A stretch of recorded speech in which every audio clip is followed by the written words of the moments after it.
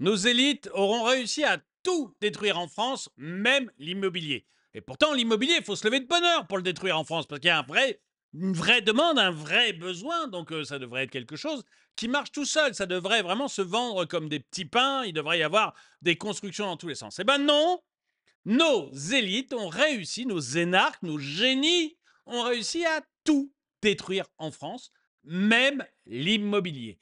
Et l'immobilier, si vous voulez, le problème, c'est pas que les propriétaires, parce que les propriétaires, on a bien compris que nos élites s'en foutaient, c'est des méchants.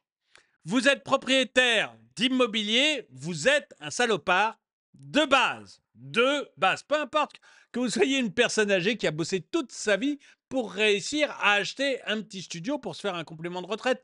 Peu importe que vous travaillez durement de 8 heures du matin à 20 heures le soir parce que vous tenez un bar tabac et que vous suez sang et eau pour réussir à vous en sortir. Non, c'est pas grave, vous êtes un salopard parce que vous avez acheté de l'immobilier et vous êtes un propriétaire.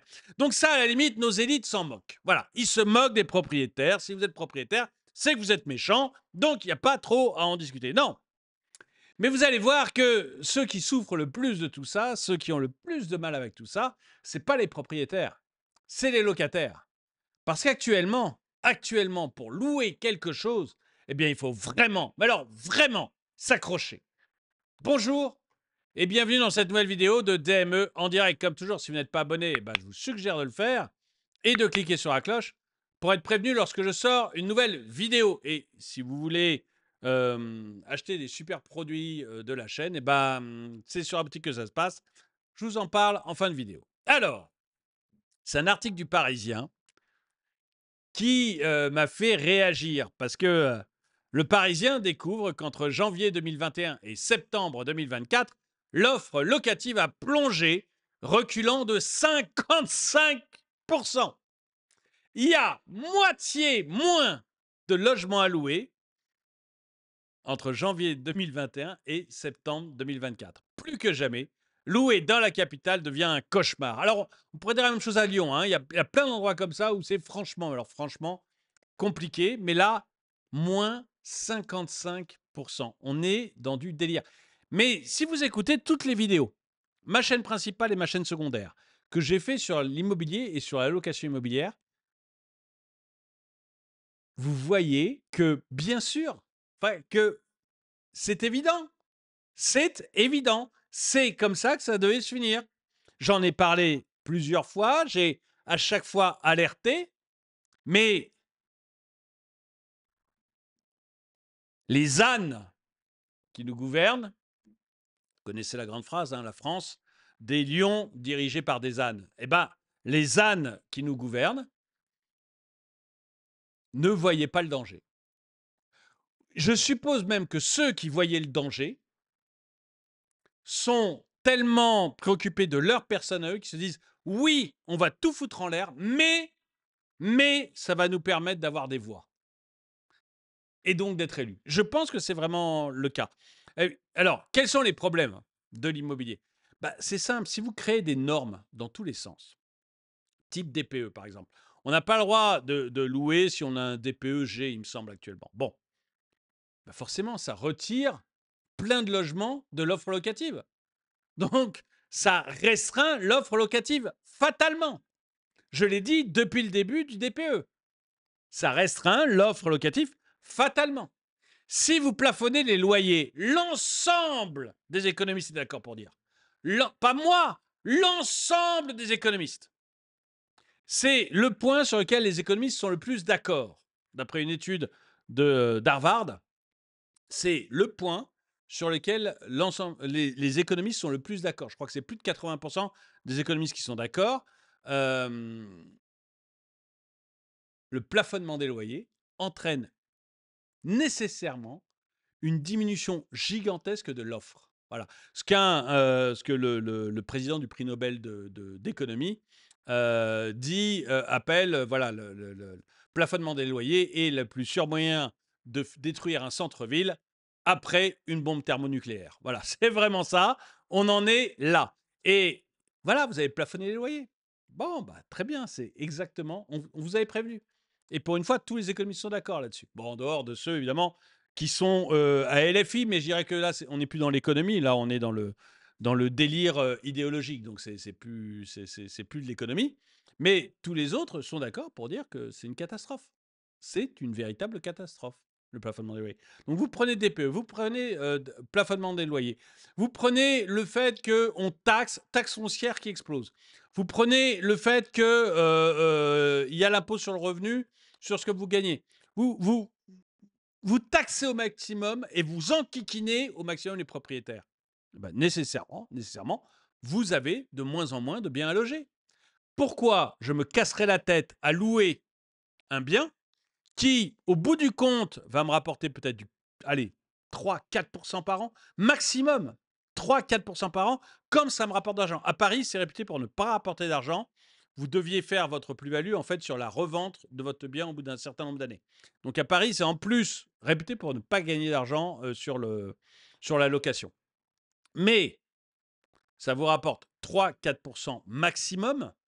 Pourquoi vous cassez les pieds avec ça alors que vous avez des trucs type livret réglementé qui tournent à 4-5%?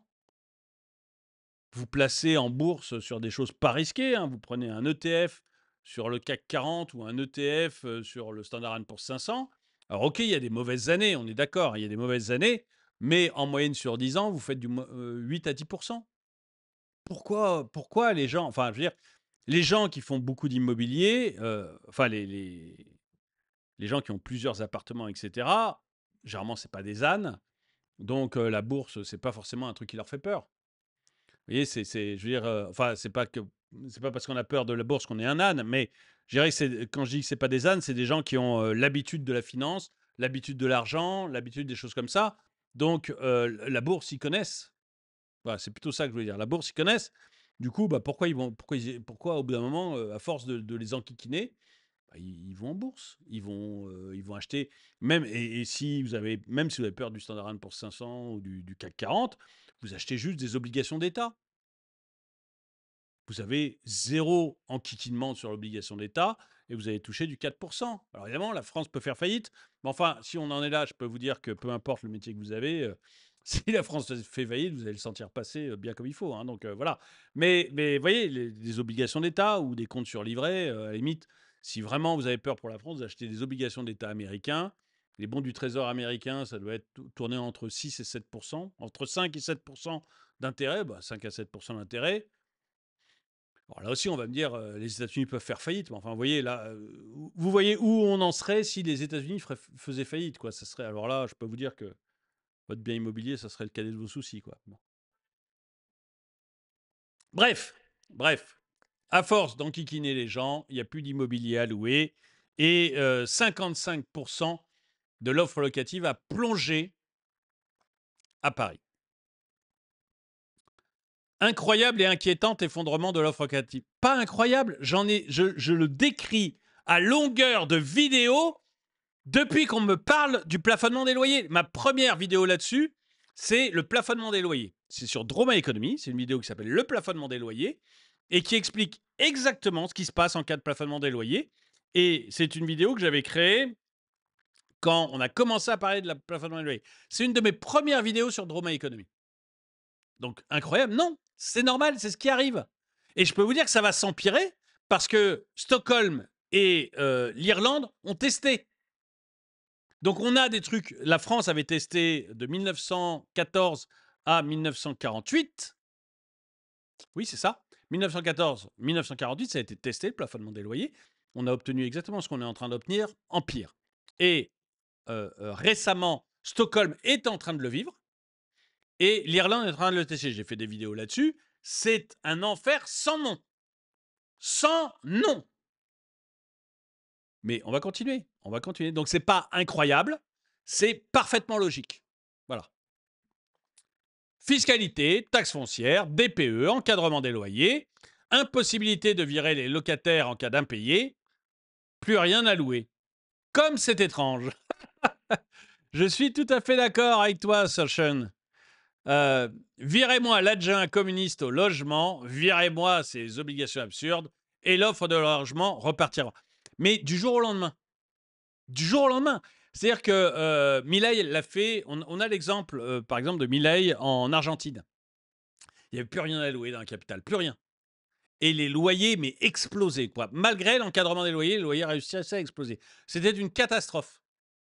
Milei est arrivé et a retiré toutes les obligations légales qu'il y avait. Toutes. La seule chose que vous pouvez faire, c'est vous devez signer un contrat entre le propriétaire et le locataire. C'est tout. Il n'y a pas d'autre obligation.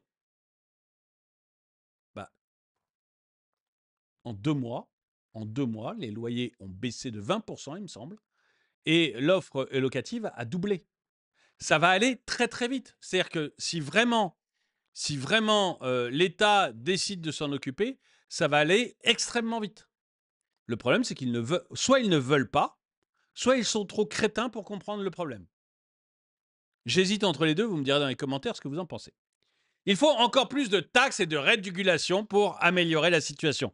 Oui, mais Gilles, tu dis ça. C'est Gilles, 9 fois vacciné. Gilles, tu dis ça sur un ton humoristique, mais tu sais qu'on va y arriver. Hein. Les taxes, j'ai fait une vidéo hier là-dessus. C'est merveilleux, on va augmenter les taxes sur l'immobilier. C'est à peine croyable, hein. C'est à peine croyable. Vous avez un secteur économique qui s'effondre complètement, qui est complètement à la rue, mais avec des chiffres, vous voyez, moins 55% dans l'offre locative. La construction, c'est moins 30 ou moins 40%, je ne me rappelle plus. Le nombre de faillites est absolument titanesque. On ne voit rien qui reprenne. Mais il y a une nouvelle taxe sur l'immobilier. C'est le bonheur. Je l'ai faite hier à midi. Non, pas à midi, à 4 heures. Il y a de nouveau une taxe sur l'immobilier.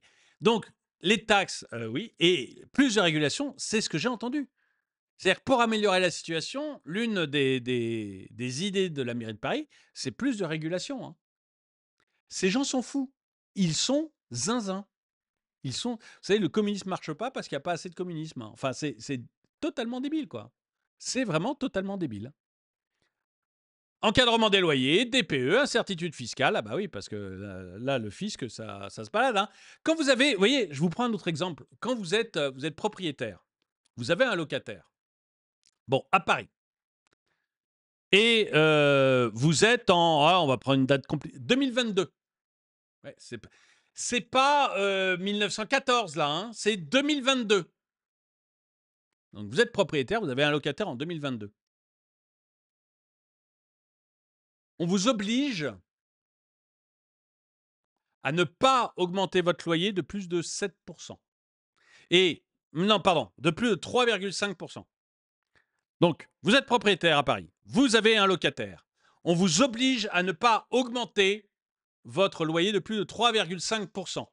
L'inflation est de 7%, donc 2 fois plus. Et la mairie de Paris augmente votre taxe foncière de 60%. Je veux dire, il va falloir se lever de bonne heure avant de vous convaincre de louer un deuxième appartement à Paris. Hein. Vous venez juste de vous faire ruiner, quoi. Mais vous venez juste de passer un truc où vous gagnez peut-être 3% à la fin de l'année maximum à je perds du fric. Il va falloir se lever de bonne heure pour vous faire. Si en plus, actuellement, l'immobilier est en train de baisser, donc vous faites même plus la plus-value que vous espériez faire pour pouvoir gagner un peu votre vie. Je peux vous dire que c'est terminé, quoi. Là effectivement, je ne sais pas comment ça va se passer. Donc oui, les investisseurs se barrent, il n'y a pas de doute. Je confirme, la seule chose qui peut loger les étudiants en galère, c'est cherchez pas, vous n'êtes pas prêts. Sinon, on peut construire, mais il faut que ce soit rentable et autorisé. Donc, on ne peut pas. Il faut une révolution du truc Afuera. C'est plus tenable. Mais je suis d'accord. C'est-à-dire que quand je citais l'exemple de Milei, c'est vraiment ce qu'il faut. Quoi. Il faut dire, mais ras-le-bol, mais arrêtez, mais foutez-nous la paix. C'est des propriétés privées. Foutez-nous la paix. Et vous allez voir les loyers s'effondrer très rapidement. Très, très rapidement. Mais c'est parce que l'État, avec ses gros doigts visqueux, là, fait n'importe quoi. Et les mairies, il n'y a pas que l'État, hein, l'État, les mairies font n'importe quoi qu'on arrive à des situations comme ça.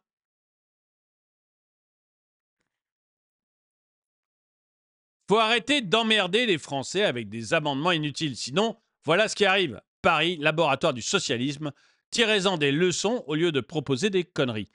Mais ils n'en tireront aucune leçon. Hein. Chicago Boy. Ils n'en tireront aucune leçon. Dites-moi si vous êtes d'accord avec moi là-dessus.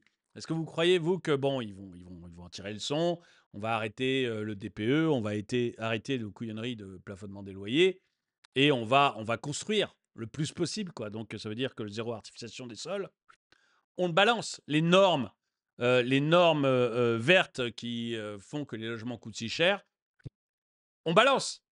Voilà, ils vont fatalement faire ça, rester calme sur la fiscalité, c'est-à-dire pas l'augmenter pendant quelques années, pour que ça reprenne un peu des couleurs. Ou est-ce que vous pensez, comme moi, je dois le dire, hein, que en fait, ces gens-là n'ont rien compris, ils sont incapables de comprendre ce qui se passe, et du coup, eh bien, ils vont nous remettre une petite dose de taxes, une petite dose de réglementation pour essayer de régler les choses à coup de réglementation, ce qui ne marchera pas. Dites-moi ce que vous en pensez dans les commentaires, ou peut-être même que vous pensez qu'ils le font exprès. On peut commencer à se poser la question. Quoi qu'il en soit, merci d'avoir regardé la vidéo. N'oubliez pas la boutique. Vous savez, j'ai produit des produits dont je suis hyper fier dans ma boutique. Ça devrait vous intéresser. Il y a 90 produits différents, comme ce polo, comme ce mug. Il y a donc 90 produits différents. Il y a 6 logos différents. Et à mon avis, vous allez trouver quelque chose qui vous plaît là-dedans. Allez jeter un coup d'œil. Le lien est dans la description ou dans le chaîne YouTube, onglet boutique. Merci d'avoir regardé. Mettez un pouce vers le haut, commentez, partagez. Et moi, je vous dis à très bientôt.